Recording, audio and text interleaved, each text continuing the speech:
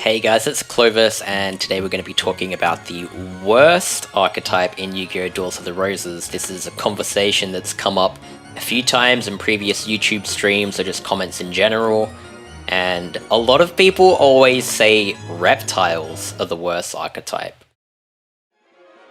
Really? I mean, I think they're actually pretty good. I think they're better than most people think that they are, purely because they have a card called Serpent Marauder. That's a card that you're very unlikely to have actually come across if you were playing casually, because it's reincarnate only. So, Serpent Marauder, face-up defense nature effect, and basically its effect means no card on the field can move more than one space at any given time. So you'll probably notice with reptiles, a problem with them is that they have no power-up increase, with the exception of course, Toon Alligator on the Toon terrain. None of the reptiles are strong on any terrain.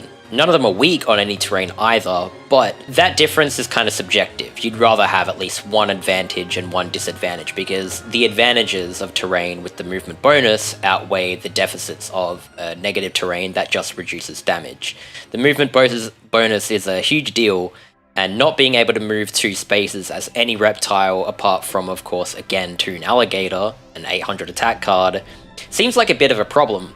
But Serpent Marauder actually neutralizes the field entirely, and this allows reptiles to play against any archetype without having to worry about being kited or being outmaneuvered. You can basically just slow the entire pace of the game down. That being said, you could use Serpent Marauder in any deck, and you could use it in a sneaky way, such as keeping in defense until you wanted to move two tiles and then you put it in attack mode. But ultimately, when we talk about an archetype and the monsters within it, we do really need to respect effect monsters such as Serpent Marauder and also Serpentine Princess. 1400 attack doesn't seem very great for 5 stars, but the 900 attack and defense flip effect that boosts reptiles is absolutely insane.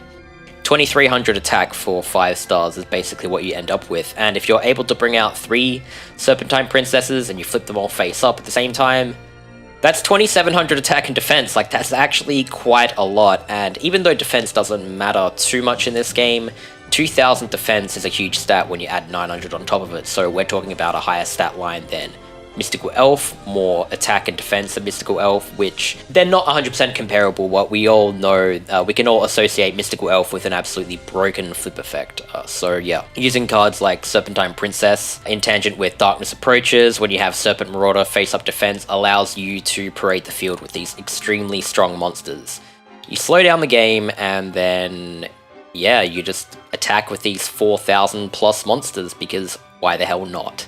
And what else can you talk about them? I mean, there's not a lot of fusion synergy, but at least they have element synergy, which is what I'd call. This actually matters a lot when constructing a deck. If most of your best cards are the same element, you can stick in more power-ups that will synergize with all of your cards. And that's something most archetypes have, but to talk about the worst archetype in the game, we're actually going to talk about dinosaurs and the fact that they're worse than reptiles in every way. When you really think about it, they're actually just a worse version of every archetype pretty much. And despite the fact it took us 4 minutes to get here, we're going to talk about why dinosaurs are the worst. I mean, they're just pathetic. Like, honestly, I have nothing against you if you like dinosaurs. I mean, dinosaurs are pretty cool, you know, as far as real life goes. And even in the card game, there's some cool very, very cool dinosaur cards. Not that I play Yu-Gi-Oh!, but I've read some of the effects, like, you know, Giant Rex and stuff like that, and they got pretty damn cool cards. Unfortunately, though, Duelists of the Roses has no good dinosaur cards, and that is a massive, massive problem when we're talking about if an archetype is good or not. So dinosaurs don't even have a single effect monster. This is actually a pretty big deal, in my opinion. Effects in Duelists of the Roses, not all of them are excessively strong, but having no effects whatsoever is a huge hindrance. You don't have options such as Serpent Marauder or buff power-ups such as Serpentine Princess. Instead, every single dinosaur you play just has its stat line, and that's it. No effects or anything. So yeah, the best you can do for a deck like a dinosaur is to just fuse any dinosaur fusions, and even then your options are pretty limited.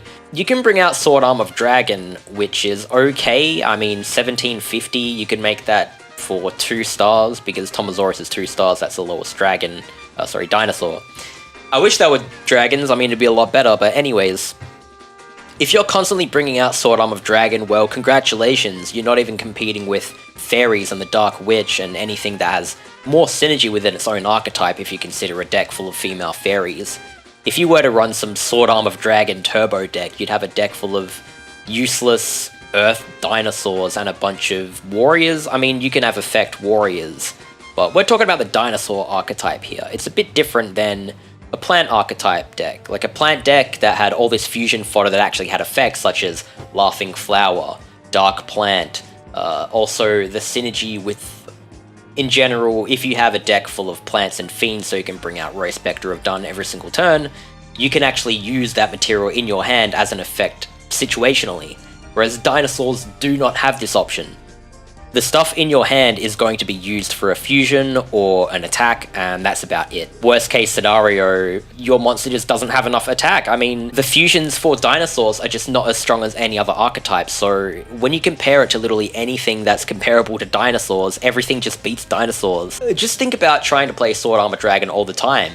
The fusion is bugged, okay? I've actually been through this on my fusion discrepancy video, so go check that out if you really want. But ultimately the problem is you have a dinosaur deck, and what's the best way to make a dinosaur deck? You have a handful of dinosaurs and maybe some warriors, and the best dinosaur in the game is Brachioradus. You've got 2200 attack. I mean, that's okay. It's better than some monsters, but I mean, it's... Look at another wasteland type, like, I don't know, zombies. They're a pretty slow archetype, but they have way better fusion, they have effects, they have better power-up synergy because every zombie is dark. I mean, even though they only really have access to dark energy, for the most part, dinosaurs only really have access to Invigoration, which is basically the same as dark energy but for Earth. And because it's the same deck cost as Megamorph, you may as well use 3 copies of Megamorph.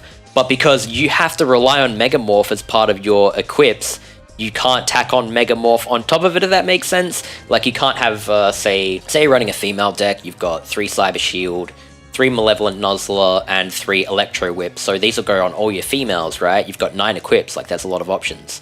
But for dinosaurs, after your 3 copies of Raised Body Heat, you have to go straight to Megamorph, if not Invigoration or Power of Kaishin. The problem with Power of Kaishin, right, I mean, this is more useful than you'd think because it's plus 500 as opposed to plus 300 for Invigoration and Megamorph, and you stick it on Brachioradus, which is your most powerful dinosaurs. So it makes a lot of sense to put some of them in your deck. The problem is, if you can't make Brachioradus, you can't use the Power of Kaishin because every other dinosaur that is playable or can be created is of Earth element, so you already have deck synergy problems. You can try so hard to construct the perfect dinosaur deck, and no matter how well you construct it, it will still be worse than every other archetype in the entire game. So yeah, no effects, bad synergy with the elements, bad fusion synergy just compared to every other archetype. Dinosaurs really just don't have any options when you compare them to literally any other archetype. No matter how similar or how different, they're better in every way. And on top of all this, the leader abilities don't compensate whatsoever. Dinosaurs have arguably the worst leader abilities in the game, tied with Warriors and Thunders. But even those archetypes are better. Like, everything about those archetypes is better. I mean, Thunders without dragons are pretty pathetic, but at least they have some effects, you know? They have other fusions, and they just have a lot more equip synergy between them. Dinosaurs just don't. They don't have access to just basic elements, the fundamental groundwork of any good deck archetype. Dinosaurs just lack absolutely everything. So in the case of dinosaurs, I would just say don't play them. They're literally the worst archetype in the entire game. It doesn't matter what else you're playing. It's definitely better than dinosaurs, especially in the case of reptiles. They're way better than dinosaurs. I mean, what archetype isn't way better than dinosaurs? I mean, pretty much everything apart from maybe Thunders are like just head and shoulders above dinosaurs. So yeah, don't play dinosaurs unless you really like dinosaurs. Then you can play them, I guess, but don't expect miracles to happen because yeah, all the other deck archetypes are a lot better. Anyways, I hope you enjoyed this little discussion video on why dinosaurs suck, and I'll see you guys in the next video. Bye bye.